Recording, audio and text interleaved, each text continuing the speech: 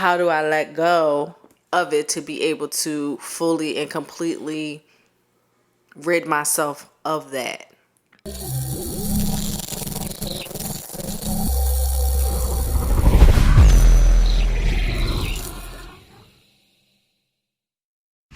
What's one resentment that you still hold on to that you wish you could let go?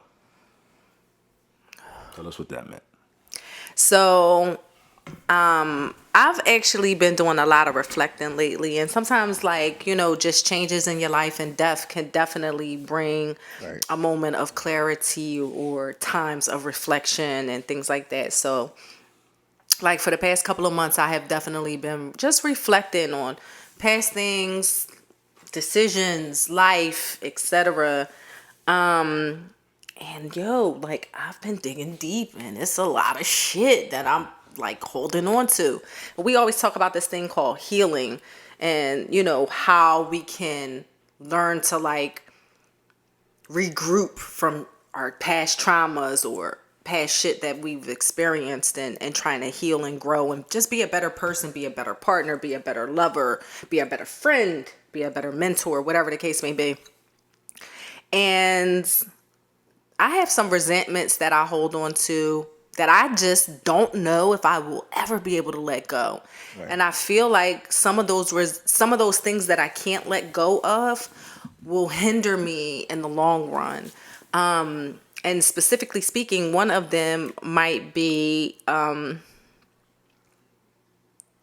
the failure of moving past lies. So there's one lie, I won't say it because the person actually watches the show. There's one lie that sticks in my soul, right? Like, you lied, it pierced me, Right. it was snowballed, it affected me deeply. I can't get past it, I can't let it go, and it fucks me up for any other interaction that I have of its kind. Can I ask a question? Is it the actual lie, or is it that the person won't own up to the lie? Well, I think in this situation it's a little bit of both, but if I had to base it off of one particular thing, it would be the owning up. It would be the owning up to it. I don't know if I can say this, like, even fake accountability means a little more something than no fucking accountability. I can't deal with the fake. I know. That burns my bridges.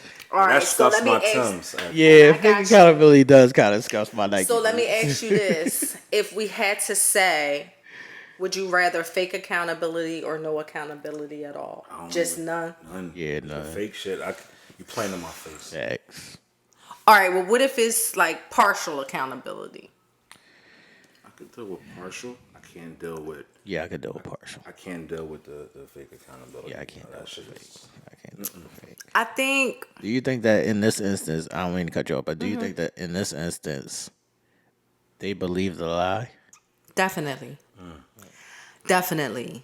Definitely. And I think for me, that's what's more hurtful than anything. Like, even if it was a partial accountability, or like, not so much I would be okay with a fake accountability, but just acknowledgement of something or other that you have done, that you can clearly see that has hurt me, that has brought me down to a space where it's not healthy, whatever the case may be. Like, just some sort of acknowledgement. But the fact there is no acknowledgement whatsoever, it's kind of fucking with me. But how do you expect them to see that though, Ish? Like, if they believe this lie, how do you expect them to see that so they can take even partial accountability? Because I feel like you're speaking as though like they should feel empathy for you, because you feel a certain way about it. But if I feel like I'm not wrong, Nothing wrong, then yeah, I get it. Well, point number one is you're fucking grown. right? You're fucking grown. Right. You know the fucking difference, right and wrong, whether you want to believe the lie or not. Like, and I mean, I'm being silly in it all because, like, I understand that people live in their mind and they live with their beliefs and their perception, etc. So I don't take that away from the person. But you're fucking grown. You know what you did. Okay. So I'm not trying to hear that. I believe it. Did you express to them how you felt about it? I did. And what was the words that were, given back to you?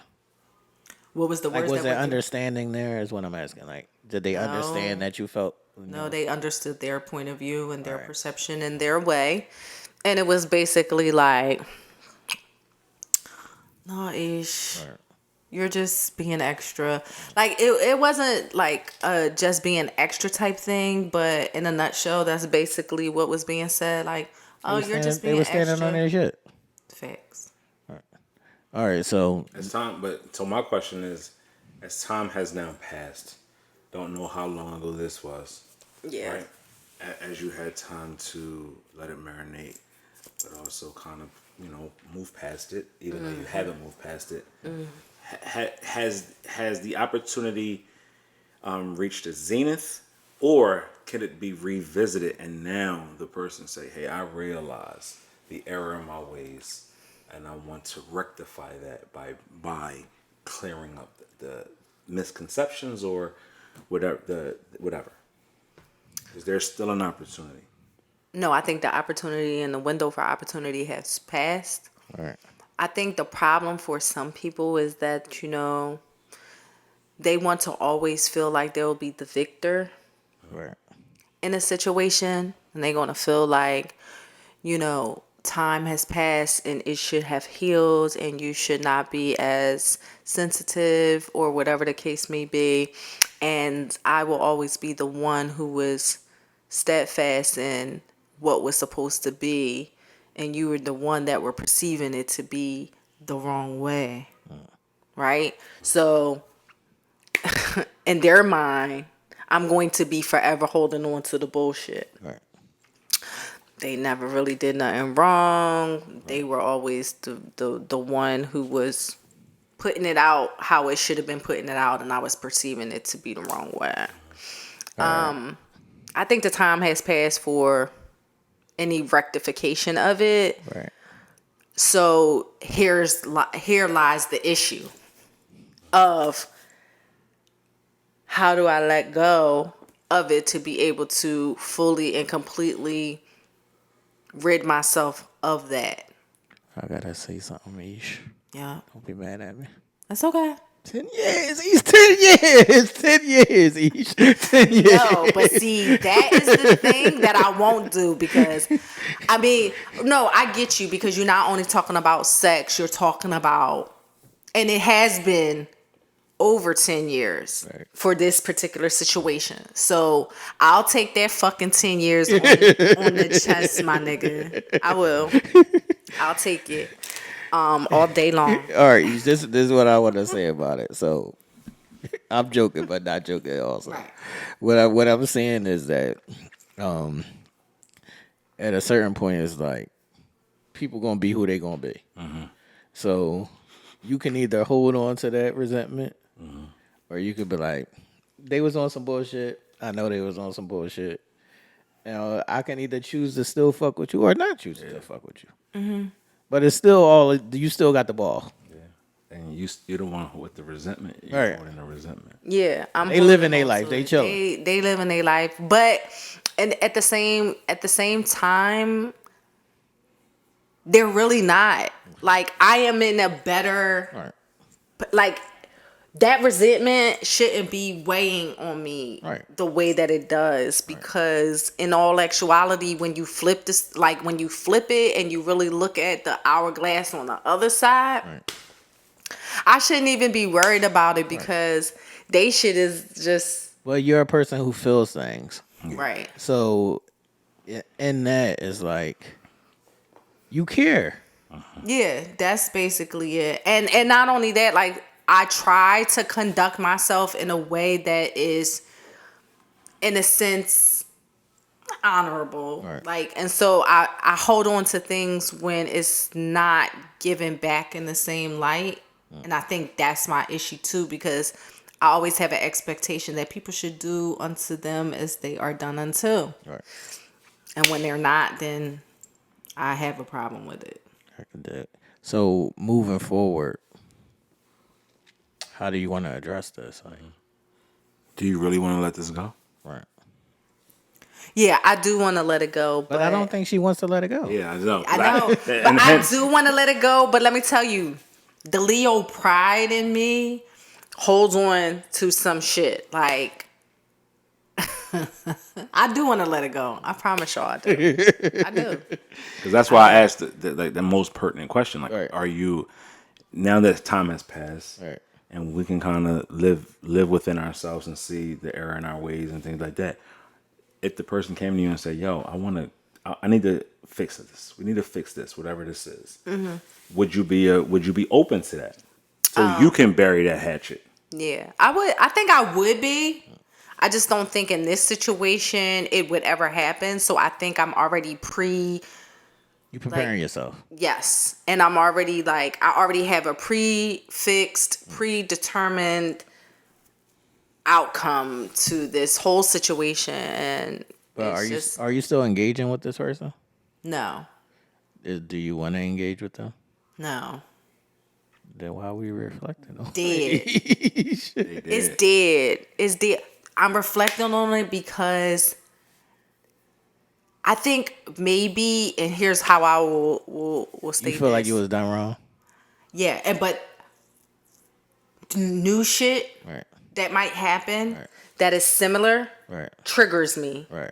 And it makes me think of how I felt back then. So that replays. It's like a fiddle that never stops, Right. in a sense, sometimes if something triggers me. So yes, it happened over 10 years ago. No, I don't communicate with that person.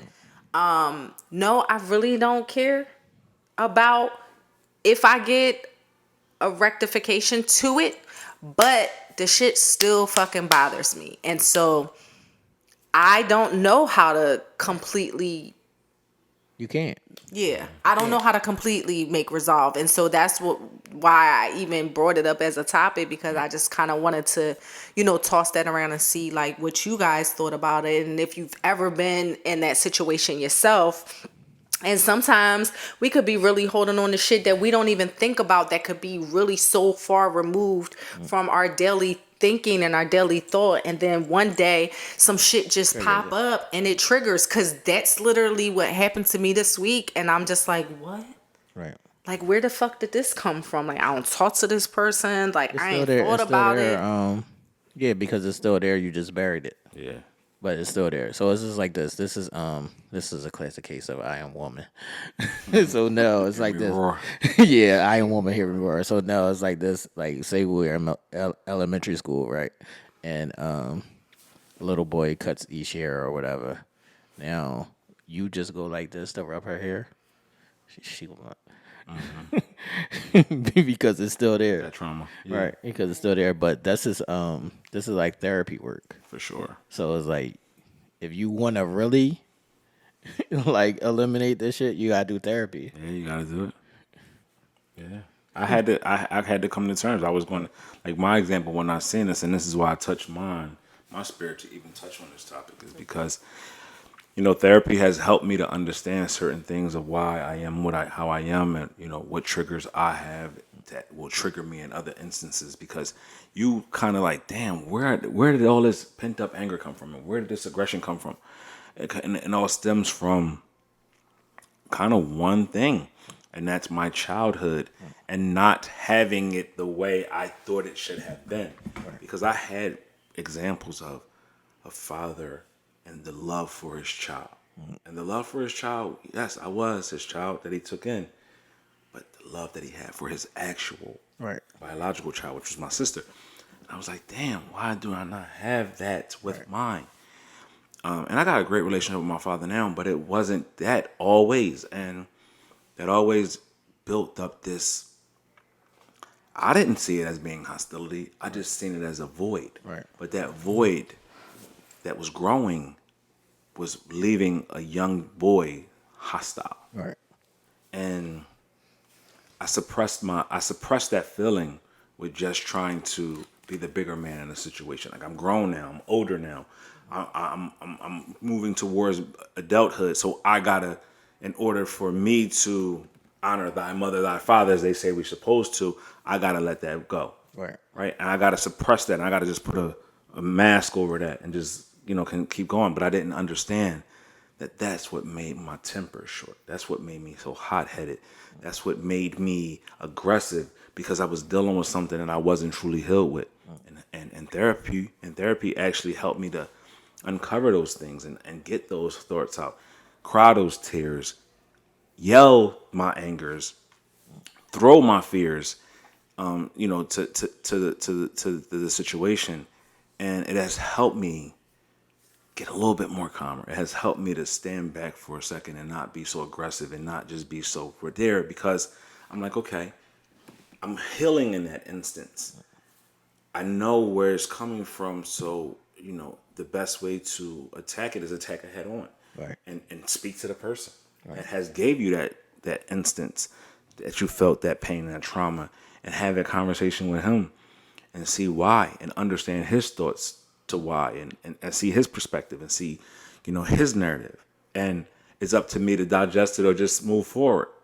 The person in me wants to have a relationship, so I'm going to have to do nothing but digest it, right? I might not understand it, but as I get older, I'm starting to understand it. Hence our talk kind of last week, where the clip that has now went viral with, I'm a strong black man now.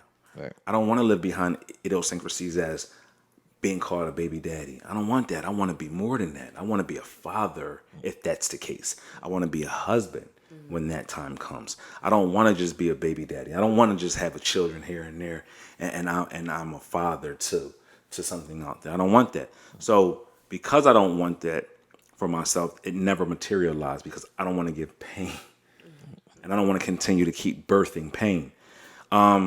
So that hit me so hard. And then, hearing you speak, it also makes you reflect on, damn, what have I done to someone or said to someone that had them feeling the same way Isha's feeling? What little white lie manifest into this great big conundrum, and now has her or him or them feeling less than myself in their presence? And can we get it together? And can we fix what I may have caused based upon an untruth or a story or my actions? So it's a learning experience, and it's a pride swallowing type of thing. Right. And the most mature and big boy, big girl type of thing to do is kind of swallow your pride. Yeah. It's hard, because the things that you're speaking of, we can sort of detach it. Yeah. Women, it's hard for them because their emotions is still wrapped around it. So it's like when I was a young boy, like when I lost my dad at a young age, and I was a young boy, it's sort of like a gift and a curse. 'Cause it sort of like prepared me for a life. So it's like there's a time where he was reaching out for me.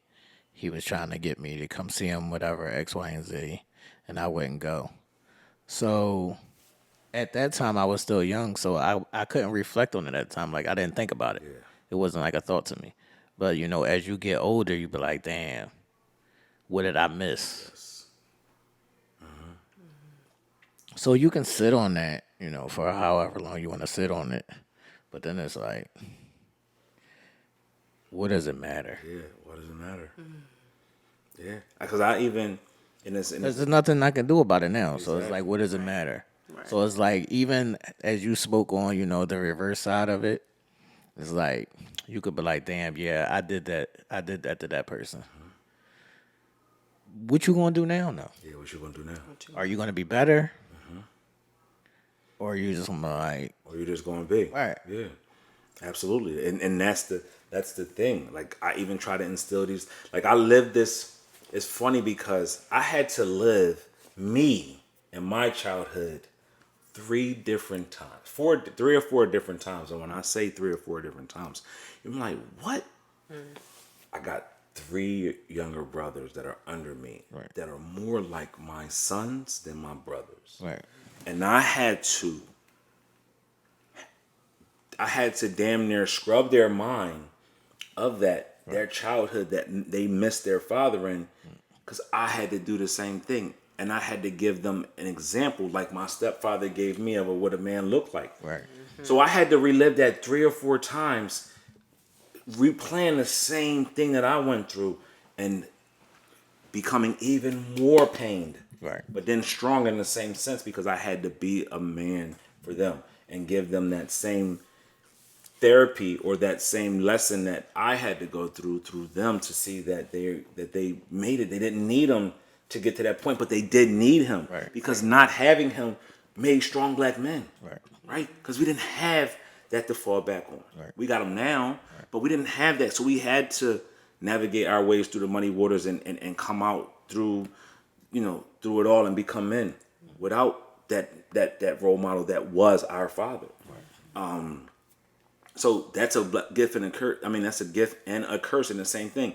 But then here comes the curse and the perpetuation of the same behaviors is what now I'm a representation of my father in someone else's life. Am I bringing them joy, or if I brought them pain, and how can I now heal the pains that I hurt? Right. So it's like, We I don't. talking I don't think we're allowed that some of those spaces. I don't think we're allowed the time in some of those spaces. So it's like when I was at that age, it's like you couldn't talk to me at the age because I don't even understand what the fuck is going on. So you couldn't talk to me at the age. So it's like it's been built into me since a teenager to be like do self therapy because who the fuck can I talk to? Yeah.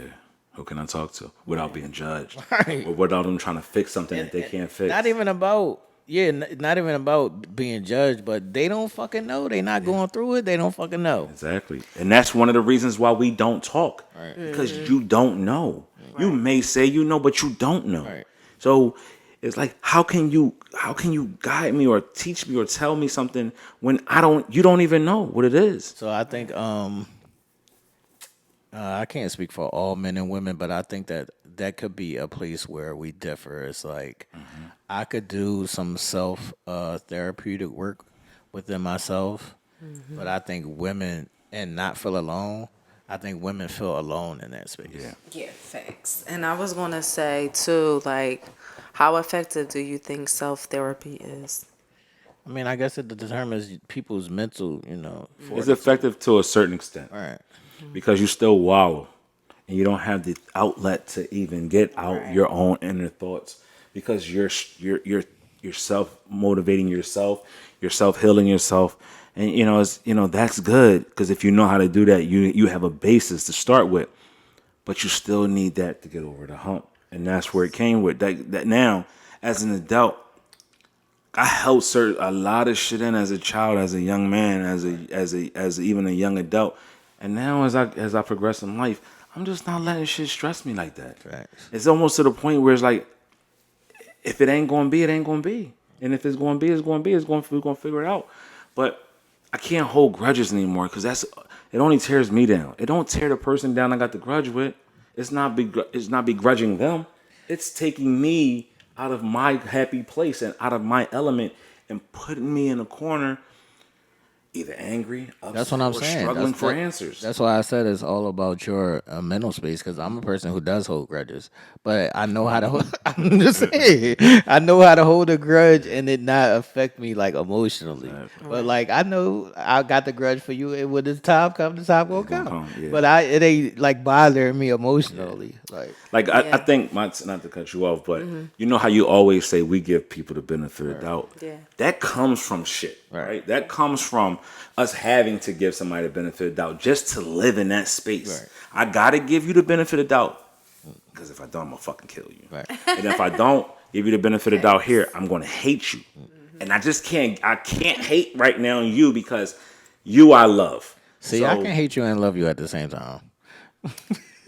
I could. Hence why that one is going to continue to come up on my topic suggestions. That line between love and hate. It's going to have to. I mean, we can We're going to do have to that. talk We could, about yeah, hate. let's jump We right could- into we it. could- So that's the Seriously, because that's that that's has the been thing. heavy on my heart too. Like So that let's has talk been about it. another one. Yeah, we He can- we said can it do perfectly. did. But just real quick, if we're going to switch gears real quick, I do want to ask, what do you think says of a person who states that they're not holding on to resentment, but in all actuality they They're are? in denial. Didn't know. Okay, because I'm in a denial stage. we know. Because, and this is why this You say, topic yeah, is... we know. Yeah, we know. You're a woman. No, yeah, but definitely. Because, if you would have asked me, like, let's just say we had discussed this situation and this might have been something that have come up in topic over, say, the past 2-3 years, and I might have been like, nah, that's not affecting me. And I think I'm definitely good at putting on the face. How many cemeteries sometimes. do y'all have inside? How many cemeteries do y'all have inside of y'all? Me? No, women. Yeah. Oh, yeah. On A ton. And it's bury and get up and put Right. on the face and push and act like, shit is not affecting you. And that's the only way sometimes some of us know how to Cope. function Yeah, and just to cope. cope, yeah. Like, honestly. But if I was to have been asked that question, say 5 years ago, Right. It wouldn't. oh, how you feel about that situation that happened back then? And I'm like, fuck that. They ain't bothering me about nothing. And All here right. I am today, All right, May 23rd, 2024. I'm gonna tell you why that is, Ish. That's happening to you because you just went through an experience. Mm-hmm. So once you go through these experiences, all your other shit can be triggers. Yeah, highlights. That's it. Okay. You super analyze, Right. analytical right now. So I could have just like temporarily been over it. No, you didn't. You buried it. I buried You it. buried it, and like you in your mind, you let it go, and you didn't give a fuck Yeah, about you just it. kept moving on with life. But now, because you're going through something, your emotions is kicking up. Right. Okay. So once your emotions kick up, anything can trigger anything from anywhere. Right. Like you know what? You said something to us, the two of us, behind the scenes once. You said, if my mom goes, Yeah. like a lot of shit gonna change. Right. Yeah. And I felt that. I'm like, yo, I know. The moment you said that, I was like, oh shit, the world is gonna feel Right. the wrath Right. that they've never really truly felt from you because you never had to go through what you're going through because you've been the benefit of the doubter, you've been the lover, you've been the always there for everybody. Plus, she put it on like a blocker because it's like, Fuck it, it ain't. oh, it's like I don't want my mom to see that side Yeah, of me. Yeah, that's facts. Right. That's facts. But it is crazy because, a lot of my temperament and a lot of, what I hold comes from her in a sense. But it was always like, I never wanted to display that in front of her. And I always wanted to, just behave a certain way. Like, It's like it's a thing of how you want your parent to view you, that's crazy. and it's that you said also that. and it's also a thing of I don't want my parents to know that I'm just like them too. Or that they passed that to me. definitely facts. So it's a double John. It definitely is. You want to. It's funny that you say that because I hold back so much on here. On here because I could really go, Right. really go, but it's because I got people that watch me. Right. I got people that like this that I come. My mother, I'm like, how would she feel about that? Right. Because we still got to represent ourselves in a way because, whatever. We just come from that. And I pick and choose. I hold back on some of the shit I say. Like I even said a couple of shows ago, like, I was living behind this facade of say the right thing and, tread lightly and, be the people's champ. Right. Be the mayor. That's me. You know me from both sides of the fence. You know that I'm like really that. I champion the people. I really want people to win. I really want the outcome to always be positive and be good. That's just me. But yeah, I still got a side like, yo, I can go. Right. So it's like, if it wasn't for that piece, I might even be a whole different person up here. Like, so I get it when you said that. That shit hit me like, yo, Shorty really feeling it, and she about to let everybody that gave her some shit feel it. Haven't. But I'm glad you haven't really went there yet. No, I haven't. And let me tell you why. Probably just because of the mourning process. Right, you still there. I'm still a little numb. Like, I can feel myself leveraging a little bit. But I'm definitely still going through the 5 stages of mourning. Like, I can feel myself just like being numb and not really being. And I definitely bite my lip on this joint like all day long. And not only that, like, I'm not trying to, like, I think of y'all too. Right. Definitely when I'm saying I do. I was thinking, matter of fact, I was thinking about that shit tonight. I was eating my dinner and I was like, yo, like, just thinking, you know how you do self-reflecting, and I'm like, yo, really, like, how beneficial am I to this podcast? Right? No, this is Stop real it. shit. No. That's why I laugh. Like what? But this is real shit. Like, Right. this is things that as humans, we always should just like kind of self-reflect. And we've had powwows about, our strengths, our weaknesses, and things we need to work on, and how we can grow and how we can get better, not just within the podcast or for our viewers and the Kangi and all of that, like just within ourselves as well. So I'm sitting having a meeting with myself, and I say this in my head, and I'm like, yo, but you really be holding back a lot of your thoughts and your feelings and how you express yourself. And not only did I used to do that for my mother, and you do it like for the viewers to be GMA, Good Morning America, but I also like think about y'all. Like, I never want to be like, yo, Ish, what the fuck you was falling out? Or the backlash. Or the backlash or the HR meetings or something, because it was just like totally out of pocket. So you do have to, sometimes like think about how to reel yourself in, or just what you say and you do for as a collective to not be like All right, too so overboard. let me ask a question to Couch BD, man. All right. Couch BD, man. This is my question to y'all, man. Do y'all feel like y'all would rather see the good inside of a person and say the positive than to tell them the truth? No. So if you ask people who I deal with, like got relationships with, like that needs to be said, yo, you fucking up, I'm gonna say that. Like if I see a friend, if I see a family member, I see anybody, I even see people that's in the congregation that I'm cool with, got relationships like that, I tell them like, yo, that's not that. That's not you. You're representing yourself in a bad light, or stop that shit. I do not just glaze over shit and want to see the good in people and tell them all good shit and bullshit them. I don't, because I feel like that's a fake friend. Fake friends tell you what you want to hear. I mean, not only is it a fake friend, it's not doing the person no justice. Yeah. But the person that we're speaking of, they want that, though. I can't give you that. Right. And people think that I'm being harsh, Right. or being malicious or not loving and caring. When on the flip side, I am, because everybody will bullshit you and tell you what you want to hear. I don't feel that's love. What's your answer, Ish? So I think I've honestly, in a sense, have mastered how to do a little bit of both. Right. When I am speaking to someone who needs that assistance in some way, shape, or form, like I can give you kind of sort of like the real and like the spanking that you might need, like, yo, you X, Y, and Z, but then I can also point out the good qualities in what you're doing, if that is such a thing. Right, it is. So if somebody's doing something that's like fucked up or whatever the case may be, I do try to pull out some good in it in some way. That's some 48 powers of law shit. That's women.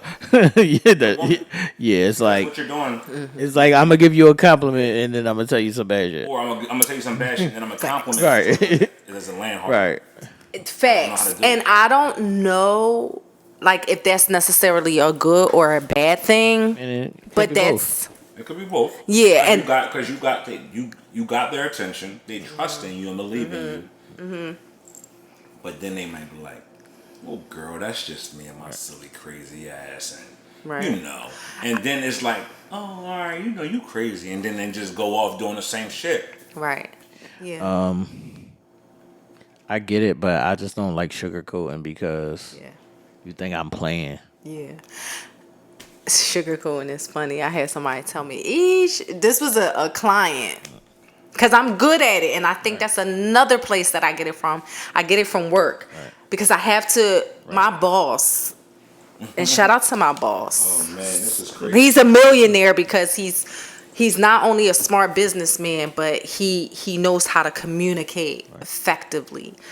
And one of the things that I had to master and learn, like, early on in my career, being as though it's 23 years now, was being able to Congrats deliver to the the 23 hard years. news with a hint of positivity in it. Ish. That's what Uncensored Minds is. Facts. That's what we is. You got Crazy the ass. quintessential asshole. you got you who's the in woman, between, the right. balance, and you got me over here who when we hear they ain't dumb, they not beautiful, they ugly.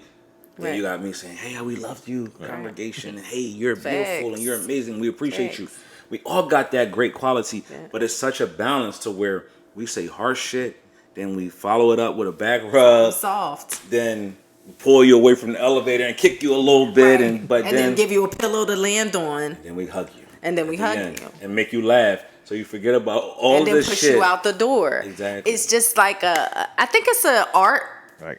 to that. But again, I don't know if that's necessarily a good thing or a bad No, thing. you need to balance because Right. what it does is it helps us go back and we watch the episodes.